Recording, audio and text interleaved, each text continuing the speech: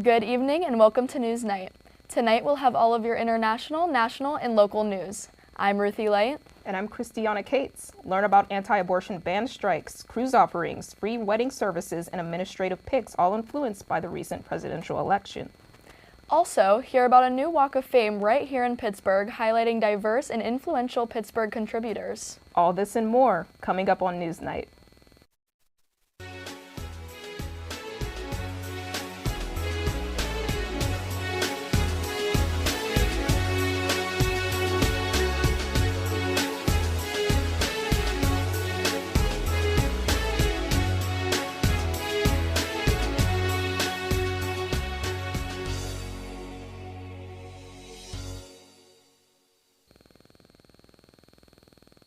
On November 16th, Venezuela's authoritarian government released hundreds of political prisoners following President Nicolas Maduro's arrests amid nationwide protests against his presidency. Since July 29th, at least 1,976 people have been arrested. This includes 246 women, 69 children, and at least 11 foreigners. Since then, at least 225 detainees and 107 political prisoners were released from at least 4 prisons across Venezuela, including the country's infamous Tacuarón prison. This is the first major release of political prisoners since the beginning of Maduro's post-election suppression, which advocates say has been the worst the country has faced in history. Action came after Maduro instructed the country's judges and Attorney General Tariq William Saab to review and rectify arrests that had occurred since July 28th to ensure justice in case there had been any mistake.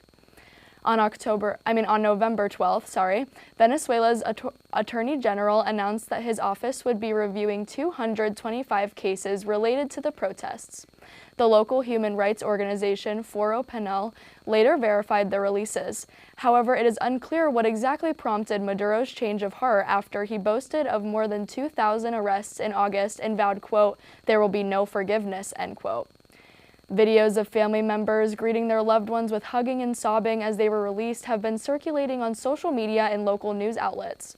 One video featured a group of family members and newly released detainees crying out in unison, quote, "Glory to the Father, glory to the Son, and glory to the Holy Spirit," end quote. After months of devastation the families of Venezuela have faced following election, justice is being rightfully restored one step at a time. Tensions are rising once again between Russia and Ukraine. The Biden administration has approved U.S. missiles to be used by Ukraine during the war effort. This was confirmed by U.S. officials, and Ukraine launched its first long-range missile on Tuesday. This came after Ukrainian President Volodymyr Zelensky spent months reaching out to the United States, requesting aid in the war effort. This seems to be motivated by the Russian deployment of over 10,000 North Korean troops to aid in combat operations within Ukraine's northern territory. Shortly after, President Zelensky, in a statement to the public, said, quote, "Strikes are not made with words. Such things are not announced," end quote. Biden has met with other world leaders from South Korea and Japan, as his administration had delayed providing weapons previously sought by Ukraine. Since the start of the war, the U.S. has supplied over $52.6 billion in security assistance to Ukraine. A haka protest from a lawmaker and thousands of citizens disrupted a controversial bill proposed in New Zealand. Learn what the bill is and how people are reacting with reporter Alyssa Mandarak. Alyssa. Thanks, Christiana. New Zealand has seen 9 days of protest over a controversial bill recently proposed to Parliament. The bill, introduced by a member of the ACT political party, would essentially reimagine the founding treaty between British colonizers and Indigenous Maori people. A Maori lawmaker tore a printed copy of the bill and broke out into a haka during the first reading of the proposal. A viral video of this reading shows other lawmakers and onlookers in the gallery joining her in her act of refusal for the bill. The Speaker promptly ended the meeting and put Parliament on temporary suspension. The woman who initiated the dance has also been suspended and described as disrespectful by the Speaker. Tens of thousands of people gathered to march for 9 days on a 1,000-kilometer path, which translates to over 600 miles. Protesters marched wearing colors and flags to represent the Maori. Fear surrounds the ability for this bill to pass, as many citizens worry about the division of Maori and non-Indigenous people. The Prime Minister has said the bill would not pass into law since it does not carry sufficient support by lawmakers. However, it has become evident that people are still involving themselves in a fight to reverse progressive changes in the country. This past Monday, the son of Norway's crown princess, Marius Borg Høiby, was arrested on suspicion of rape. Høiby was taken into police custody after being charged with, quote, abuse in close relationships, end quote, along with violating a restraining order and driving with a valid driver's license. This is not the first time Høiby has been arrested. Back in August, he was pled guilty to charges of bodily harm and property damage at his apartment. He also has pleaded guilty to making death threats against a man in a separate incident. As of now, Høiby is being held in the Norwegian capital, Oslo. In a historic visit, President Joe Biden has become the first sitting U.S. president to tour the Amazon rainforest. Reporter Dylan James has more details on the groundbreaking trip and what it could mean for global climate action. Joe Biden touched down in Manaus, Brazil over the weekend to see the environmental damage and challenges that the Amazon faces. Biden was joined by climate experts and Brazilian officials while he surveyed the drought-stricken regions of the Rio Negro and visited indigenous leaders. His administration pledged $50 million to the Amazon Fund, reinforcing U.S. commitment to rainforest preservation. The Amazon is often called the quote-unquote lungs of the planet because it regulates global weather and is a biodiversity powerhouse. However, deforestation, historic droughts, and wildfires threaten the famous rainforest future. With this visit, Biden aims to push global conservation efforts forward before U.S. leadership potentially changes course in the next year. 5 years after the devastating fire that took France's famous Notre Dame Church, its 6-foot-tall Virgin Mary statue was finally returned. The statue dates back to the mid-1300s and became an official part of the church in 1818. After the fire, the statue was relocated for safekeeping until it could be moved back into the cathedral. The return of the Virgin Mary is just the beginning of Notre Dame's grand reopening, set to begin on December 8th. After the break, hear about the first case of a certain Mpox strain manifesting itself in the U.S. and the recent Trump administration hires for his upcoming term. Don't go away.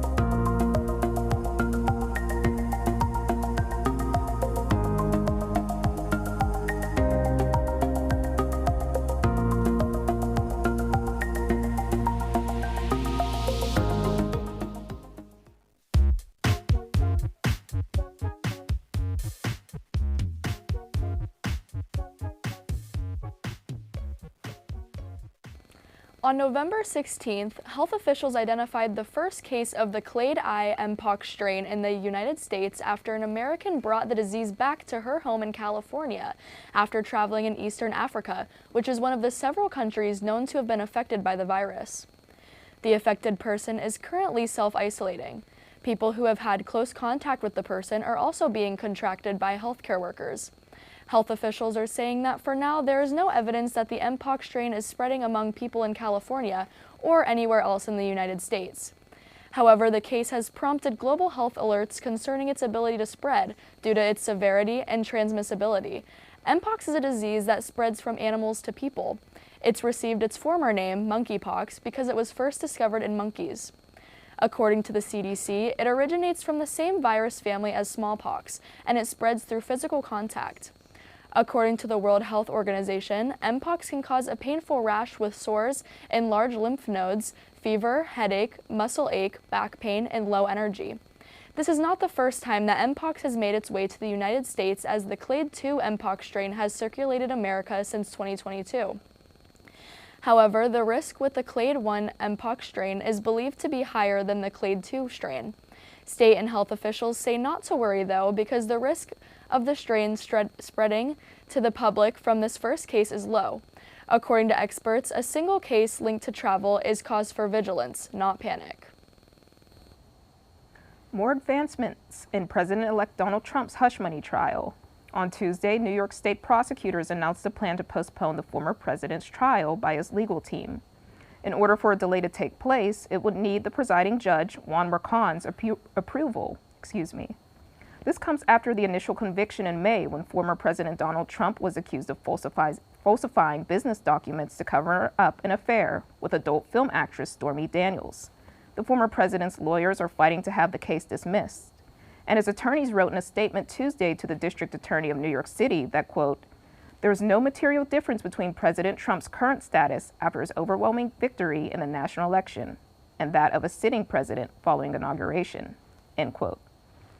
The president says that a delay could happen under certain circumstances if there are appeals during the trial, which will result in a temporary suspension or stay of proceedings, or if the question of immunity for the former president is raised during proceedings. This comes as President-elect Donald Trump will take office in January 2025. Abortion has been a divisive topic in state legislation across the country. One judge has stepped up to strike down multiple anti-abortion bans in Wyoming. Reporter Addison Deal has the story. In a post-Roe v. Wade world, contraceptive rights are up in the air for many states in the U.S. Wyoming, a state with some of the strictest laws surrounding abortion, made a change when a judge ruled that the bans were unconstitutional. The first law banned all abortions within state lines except in cases of rape or incest, or if the mother's life is in danger. The other law specifically banned abortion pills, uniquely the only state to do so. Teton County District Judge Melissa Owens posed an injunction with the two laws, claiming that they violate the state's constitution, which states that bodily autonomy is a right for all citizens. Owens wrote in the injunction, quote, "The court concludes that the abortion statutes suspend a woman's right to make her own health care decisions during the entire term of her pregnancy and are not reasonable or necessary to protect the health and general welfare of the people," end quote. This is the third time that Judge Owens has struck down these laws when brought into a court setting.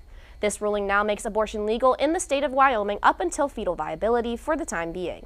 The case is likely to be brought up to the Wyoming Supreme Court for a final decision. Former President Donald J. Trump has been busy since he was elected the 47th President of the United States 2 weeks ago. He has appointed 28 people to his presidential cabinet. Among the new hires are many notable people like Susie Wiles. She has been named the first woman ever to be the White House Chief of Staff. She previously was President Trump's campaign manager and is the daughter of legendary sports broadcaster Pat Summerall. Longtime Florida Senator Marco Rubio was named Secretary of State. Another major selection was former independent presidential candidate Robert F. Kennedy Jr. He will be in charge of the Department of Health and Human Services. Robert F. Kennedy is expected to make many changes to the health system as a member of President Trump's cabinet. Donald Trump spoke about this position and said, quote, "I guess if you like health and you like people who live a long time, it is most important position," end quote. The candidates that Donald Trump has selected will be interviewed by the Senate during the Senate confirmation process. These are only some of the administrative picks, so stay tuned next week on NewsNight to learn more. Have you been dreaming of a way to escape reality and maybe even political headlines? One U.S. company might have the perfect solution for you, a luxury cruise around the world. Dylan James has more on this story. Dylan? Villa V Residences, a Floridian cruise company, has announced its new Skip Forward cruise packages. These bundles offer the chance to sail the globe for up to 4 years. Starting at $255,999, passengers can visit 140 countries across 7 continents aboard the Villa V Odyssey. Shorter options include a 2-year package named the Midterm Selection, giving travelers flexibility after the 2026 election cycle. The all-inclusive voyage features gourmet meals, spa amenities, and a break from the chaos of city life. So, whether it's an escape from this news cycle or a 4-year adventure, this might be the getaway some are dreaming about. On November 12th, a missing head washed ashore on a South Florida beach near Miami. The Miami-Dade County medical examiner was able to identify the remains as belonging to Victor Enrique Castaneda Jr. The 19-year-old went missing on November 9th after attempting to rescue his sister from a rip current. Currently, the cause of death is still yet to be released. Coming up after the break, get your Pittsburgh scoop on a new Walk of Fame coming to the Strip District and a break-in right here on Point Park's campus. Stay tuned.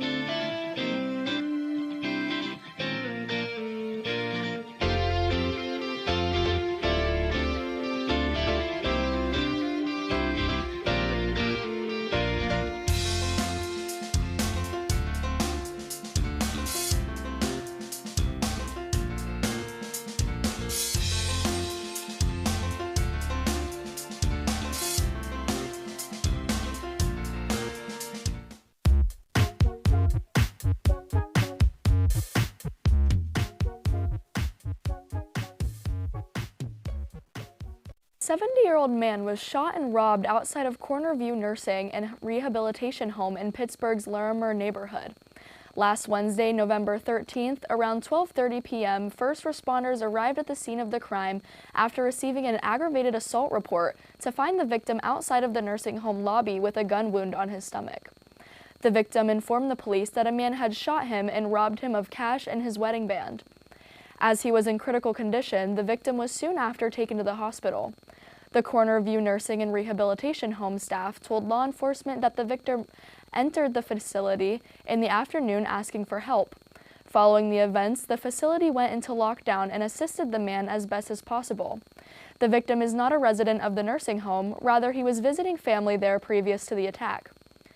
That following Friday, November 15th, alleged assaulter Raul Yamil Brito Chirnos was taken into custody and charged with attempted homicide, aggravated assault, robbery, and reckless endangering another person in connection to the shooting. As of currently, the police have not found a motive for Chirnos' actions.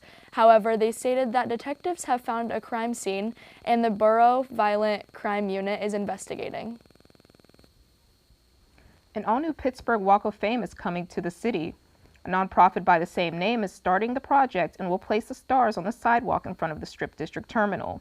The organization says it aims to create a landmark honoring people with ties to the Pittsburgh region who have influenced America's cultural heritage.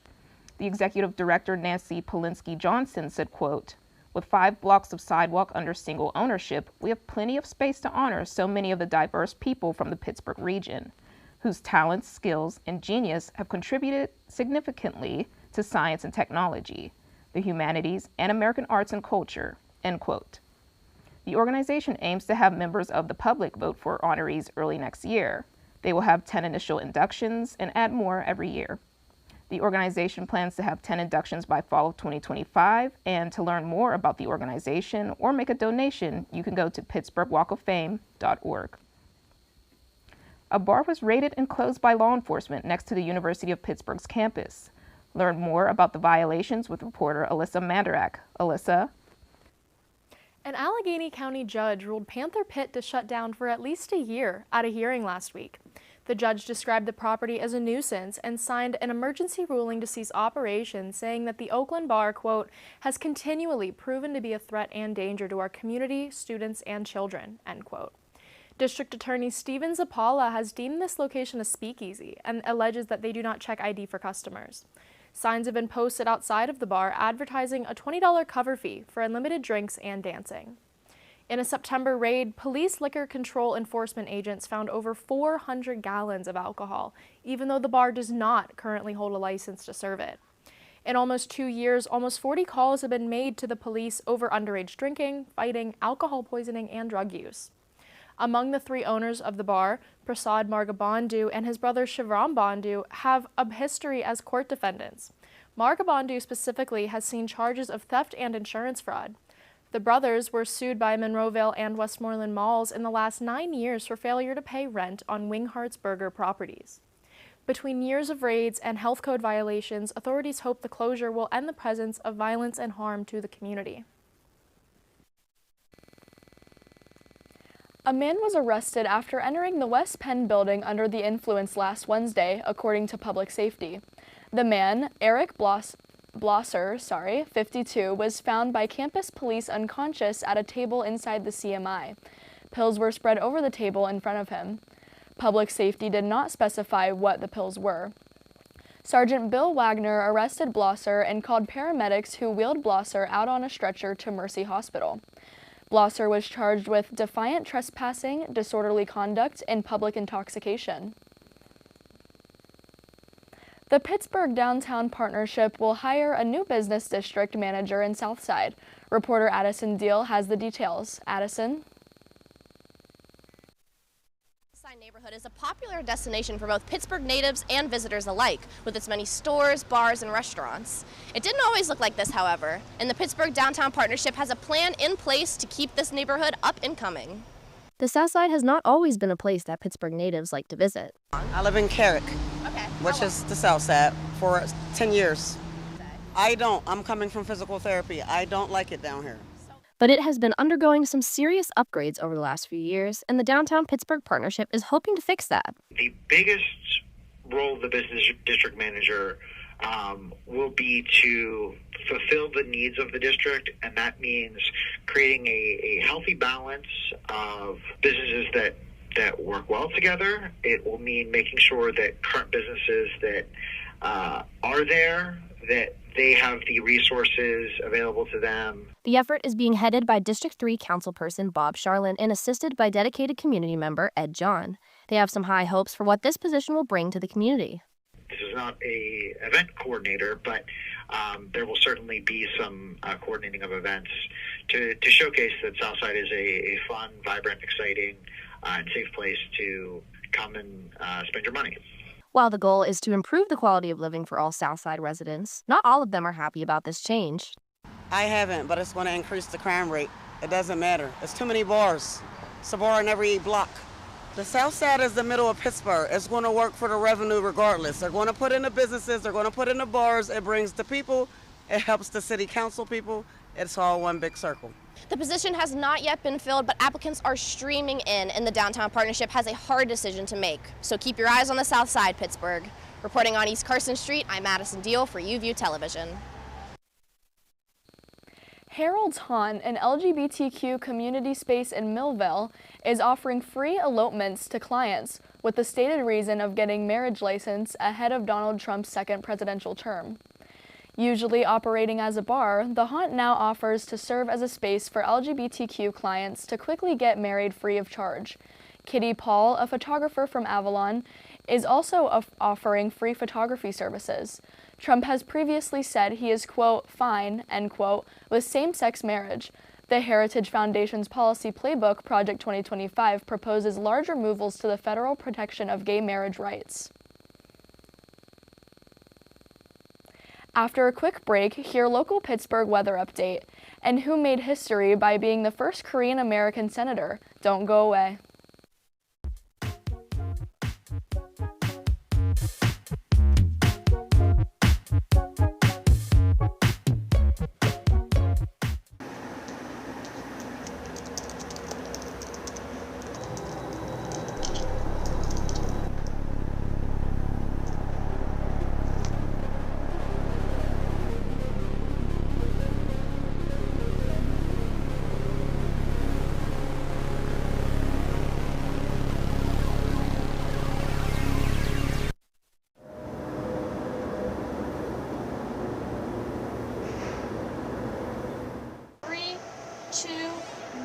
Take them cue and open their mics.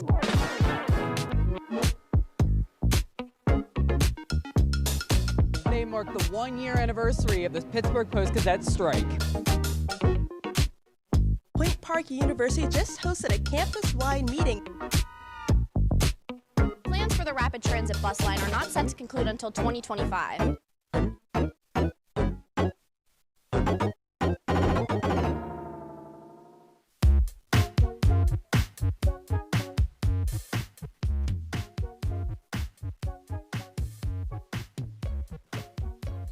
Congressman Andy Kim made history last week, becoming New Jersey's first Korean-American U.S. Senator. Kim gained national attention in 2021 when he was seen cleaning up the Capitol Rotunda at 1 a.m. following the January 6th attack, all in a suit and tie. Kim was raised by his Korean immigrant parents in New Jersey. He celebrated his victory with a heartfelt message about giving back to the country and community that shaped him. Going into every week, we beg the question, when will winter finally start? Well, our first-time weather reporter, Jeff Kostelnik, will have the answer. Jeff? That's right, everyone. This week's weather, including tomorrow, will finally be on track to winter as it will reach low temperatures and snow. Getting into details, Thursday's weather will start with a low of 41 and a real feel of 31, the first time we've been seen below freezing levels. This will be accompanied by bouts of rain and snow leading into the afternoon and evening, where it will drop to 35 degrees with a feel of an outstanding 26 degrees. Make sure to layer up for these breezy winter days. Going on to the rest of the week, we'll be seeing little change from Thursday's weather, as Friday and Saturday will be around the same, but with a high of 45 to 47 degrees. We will also see brief showers and snow throughout those days. From here, we'll get a steady increase in temperature, on Sunday hitting 50 degrees and some sun compared to the previous rainy days. Next Monday and Tuesday will both range to 56 degrees with clouds and some sun, going into a dramatic drop to 42 degrees on Wednesday. Overall, we need to wear our coats and hats to brave this week's weather. Now back to the desk. Thank you for tuning in to this episode of NewsNight. If you want to see more, check out our social media pages on both Facebook and Instagram at UView Television. You can also check out more episodes on our YouTube channel or our website, uview.pointpark.edu. I'm Christiana Cates. And I'm Ruthie Light. From everyone here at NewsNight, thank you for watching and have a great evening.